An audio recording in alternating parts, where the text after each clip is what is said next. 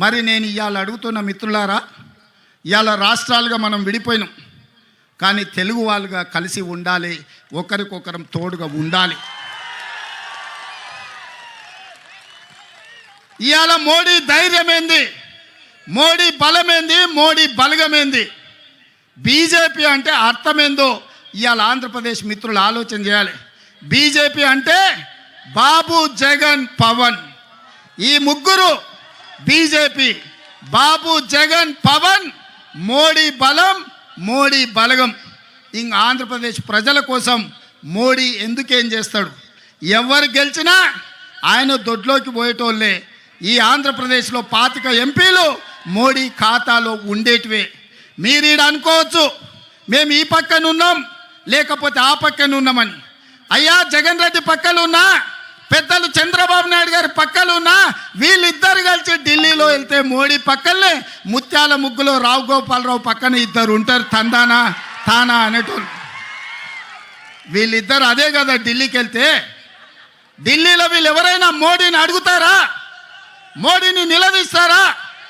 మీ ప్రాంతం కోసం ఏమైనా తెస్తారా?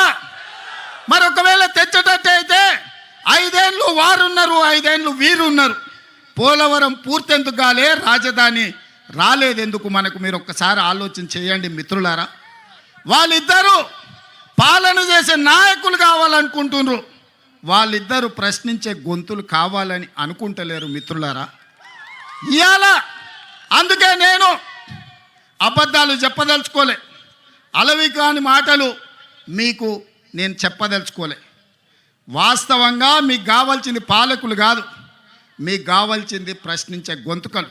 ఎందుకంటే ఈ ప్రాంతం సమస్యల మీద జాతీయ స్థాయిలో నిలదీసే వాళ్ళు, నిటారుగా కొట్లాడే వాళ్ళు కావాలి. వెన్నెముక లేని నాయకత్వం మీ సమస్యల్ని పరిష్కరించదు. నిటారుగా నిలబడి కొట్లాడే నాయకత్వం మీ సమస్యల్ని పరిష్కరిస్తారు. అందుకే మీరు ఒక్కసారి ఆలోచన చేయండి. 78లో మొదటిసారి వైఎస్ఆర్ గారు ఎమ్మెల్యేగా అయిన తర్వాత మొదటి రౌండ్లోనే మంత్రి అయిండు. ఎన్నిసార్లు అధికారం వచ్చినా వైఎస్ఆర్ గారికి అవకాశం రాకపోయినా ఈ 3 రంగుల జెండాను, ఈ కండువాను కప్పుకొని గాంధీ కుటుంబానికి అండగా నిలబడ్డాడు. ఎవరి దయా దాక్షిణ్యాలతో ఆయన అధికారంలోకి రాలే.